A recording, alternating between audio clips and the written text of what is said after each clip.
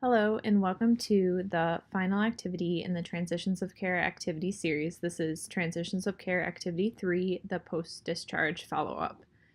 So at this point, we have taken a medication history during an admission. We have had an inpatient experience with a patient, an experience where we prepare them for discharge and provide a discharge education, and this is the final section in an inpatient transitions of care interaction where we will be following up with a patient post-discharge. Most of the time, we're following up with patients between 2 to 3 days post-discharge, and that's the time period when patients are at the highest risk of being readmitted to the hospital. So this is why we're practicing doing it at a 48-hour time period. So I am in the week 14 and 15 folder on UB Learns.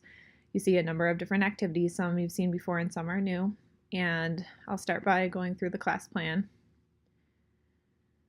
So depending on when your group time is, make sure you report at the correct time. Again, being on time is important in the hospital setting, especially if you are calling a patient or having a scheduled appointment or rounds. Being late for those types of experiences can lead you to misinformation. So you'll report to K250, make sure you wear professional dress. For this, make sure you also bring or have access to electronic resources.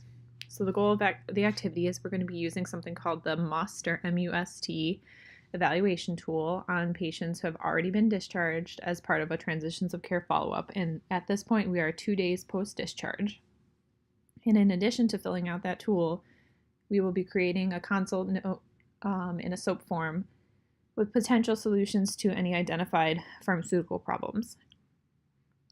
So students will be filling out the tool and creating a short consult on any clinical issues that are deemed, with more detail on anything that's related to pharmacy. So we won't actually be performing a physical phone call. We'll be kind of trying to mock this, and you'll have a simulated patient in front of you, and you'll be able to ask them questions. So we'll go through the MUST tool. I think it makes a little bit more sense when you take a look at it. So back to UB Learns, take a look at the student schedule to find out what time you report. There's one time, you're not coming back at different times.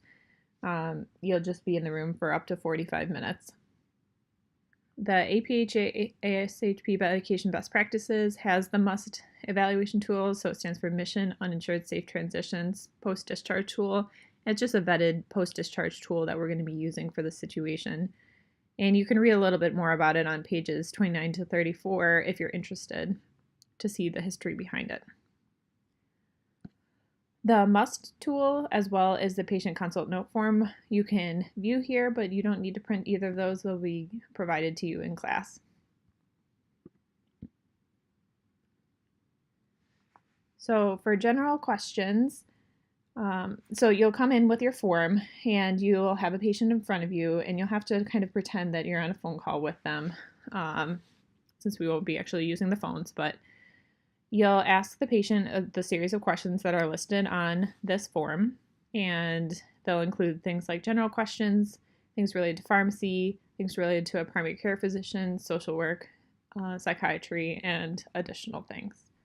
So make sure to put your name on the form, and basically go through the form one by one of the questions, asking the patient, and then if they seem to have a concern related to the question, record it in the notes section next to that question.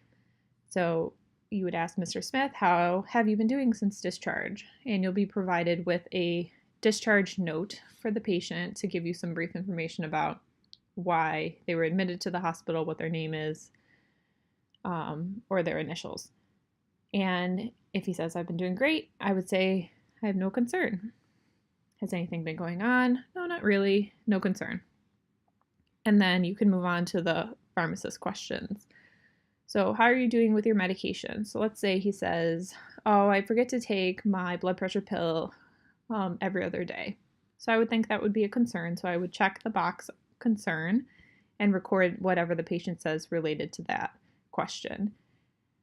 These boxes on the left-hand side should only be checked if there is a specific intervention for that provider of this interprofessional form needed. So if you go through all the medication-related questions and you don't have any concerns, you should not be checking the box pharmacist intervention. So you would go through the medication ones, record any notes, and then could go through the primary care physician, social work, psych, and other. Record any of that.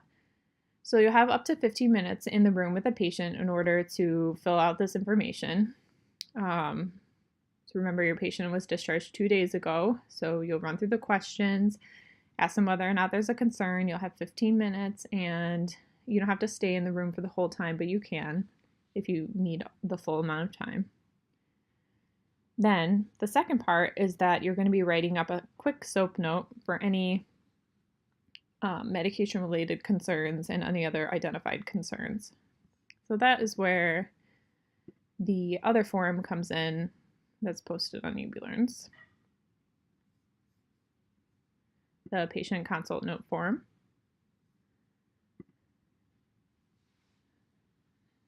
So this is really just a bare bones skeleton. You'll be filling this out and then you'll be filling it out by hand of some subjective information, objective information, including the medications that they were prescribed at the time of discharge, your assessment of the medication-related problems and any other problems that the patient identifies, and then the plan of what you'll do for those, as well as references that were used in your assessment.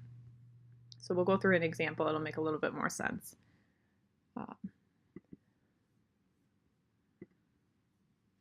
So under the example, there's actually 3 pages. So I give you an example of a discharge note that you'll be given for a patient, as well as the must discharge note tool that's filled out, as well as the patient consult note.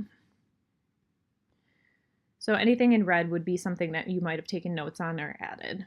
So you would be given this discharge note. So RM is a 78-year-old white female admitted to the hospital with chief complaint of shortness of breath.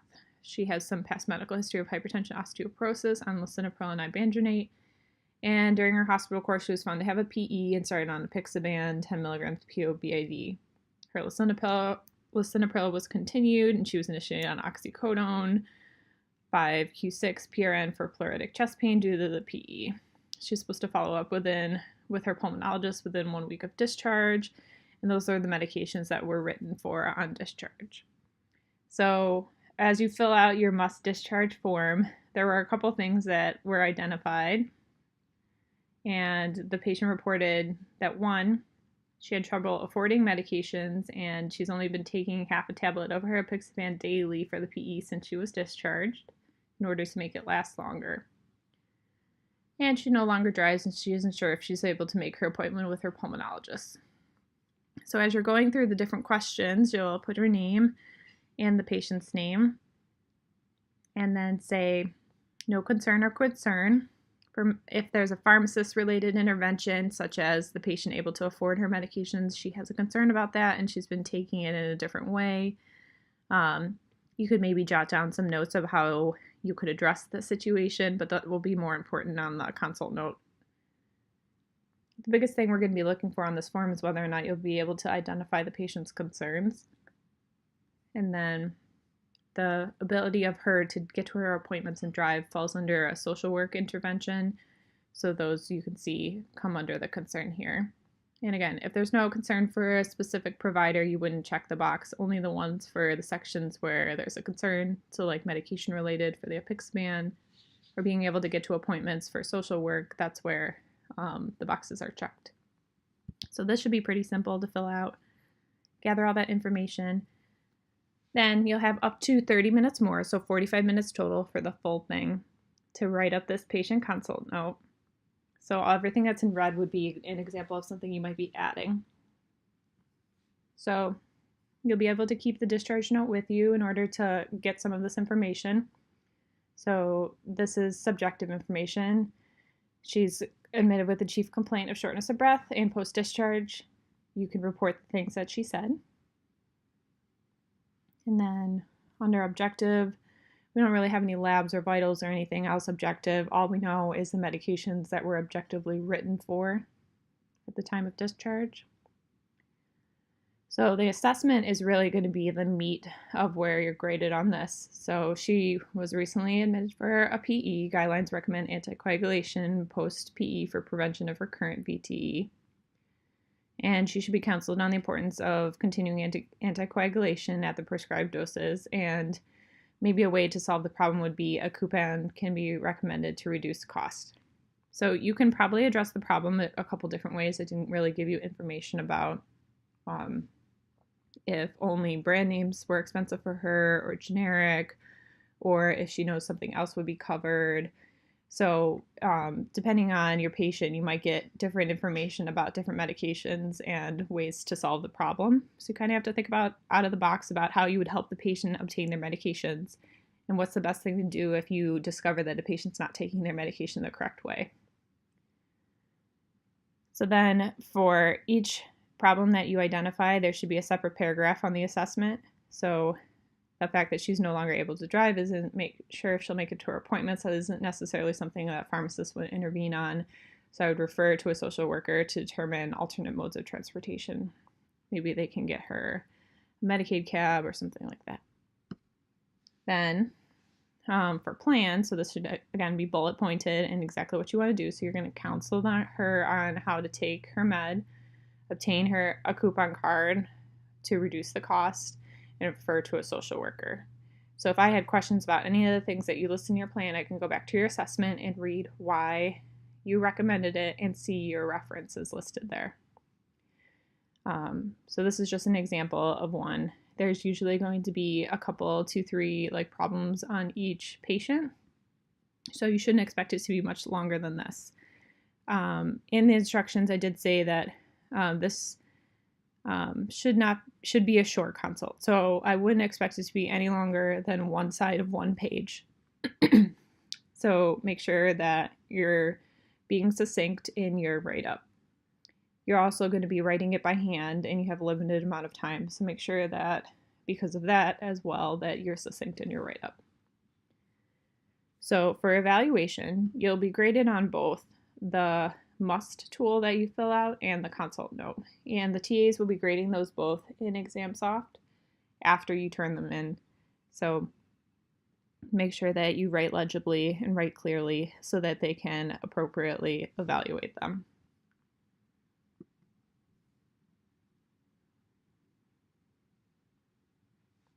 So the final thing that I'll just talk about real quickly is the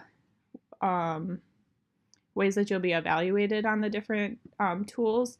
So for this tool, you'll just basically be evaluated is did you check the right box? So the TAs will have a key of which box should be checked. So it's really all or none for points. Either you did check the right box or you did not. The consult note will be a little bit more subjective.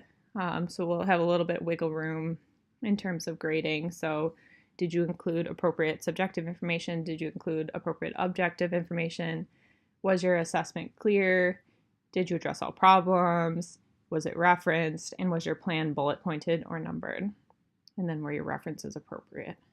So it'll be probably graded on a scale of out of 4 or 5. So it'll be a little bit more wiggle room, not just all or none like the other form. So this video will be posted, and please take a look at that, review the student schedule as well as the class plan that has the similar information in it. Take a look at the different forms you'll be filling out, and the example is really going to be key for understanding what you have to do. And finally, this is the last time that I'll be seeing you before the end of the semester, either this week or next week. So I hope that everyone has a great summer. And please also fill out the course evaluation form. I really do take time to read all of those and make sure that I'm making changes to the course based on your feedback. So please be constructive and provide suggestions if you have them. I really do appreciate that. So I'll see you next year if this is the last time I'm seeing you. And again, have a great summer.